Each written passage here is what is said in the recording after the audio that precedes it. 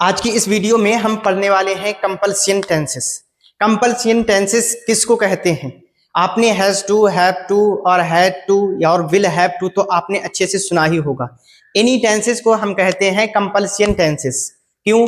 क्योंकि इनमें ऐसा लगता है जैसे कि काम बंदा खुद नहीं कर रहा है, उससे जबरदस्ती कराया जा रहा है या उसको मजबूरी में करना पड़ रहा है। इसी वजह से इनको कहते हैं हम compulsion tenses.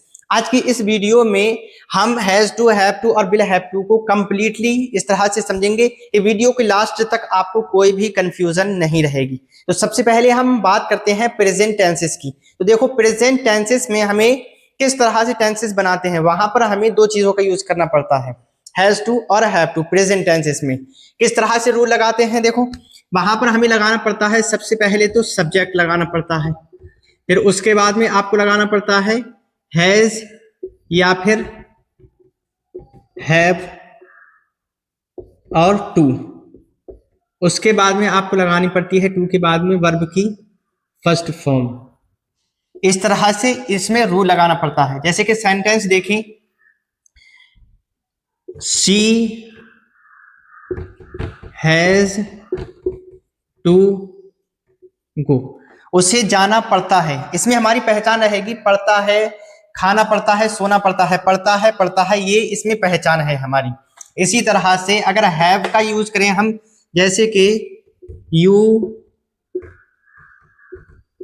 Have to go, तुम्हें जाना पड़ता है।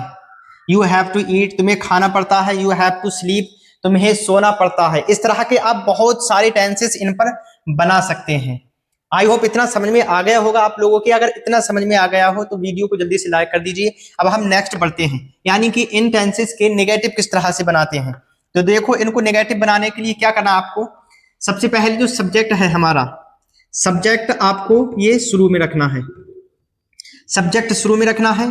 फिर उसके बाद में आपको लगाना है डज या फिर डू, और उसके बाद में फिर आपको यहाँ पर नॉट बढ़ा देना है, और उसके बाद में आपको वही हैव लगाना है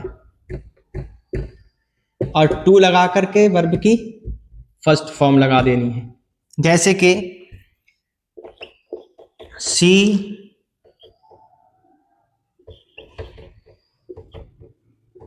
does not have to go. इसी तरह से you don't have to go, you don't have to go, तुम्हें जाना नहीं पड़ता है या तुम्हें जाना नहीं है। आई होप आपके इतना समझ में आ गया होगा। बहुत आसान है। अगर आपने टेंस इसको समझ लिया होगा तब तो इसमें कोई भी कठिनाई नहीं है। हमें हैज कहां पर लगाना पड़ता है, थर्ड पर्सन सिंगुलर के साथ में, हैव बाकी के सबके साथ में लगाते हैं। लेकिन यहां पर देखो, शी के साथ में भी यहां पर हैव आया है। क्यों? क्योंकि हमारा जो कानून था, हमारा जो कायदा था, वो तो यहां पर आ गया ना। क्योंकि जो हमें एस या ई एस लगाना पड़ रहा था वो हमारा इसमें आ चुका है, तो यहाँ पर अब हैज लगाने की जरूरत नहीं है। यहाँ पर हमारी हैज की जो फर्स्ट फॉर्म है वही आएगी, और वो क्या है, हैव है, जो मैन है।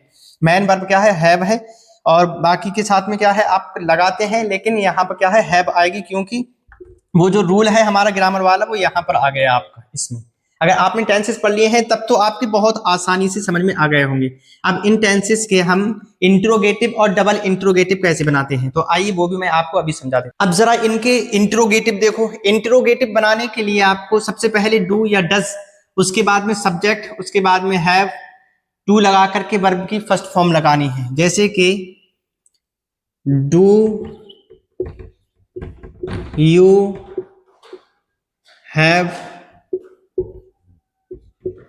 टू गो, क्या तुम्हें जाना पड़ता है। इसी तरह से does she have to go, क्या उसको जाना पड़ता है। इतना आपके समझ में आ गया होगा। अब इन टेंसेस के डबल इंट्रोगेटिव किस तरह से बनाते हैं।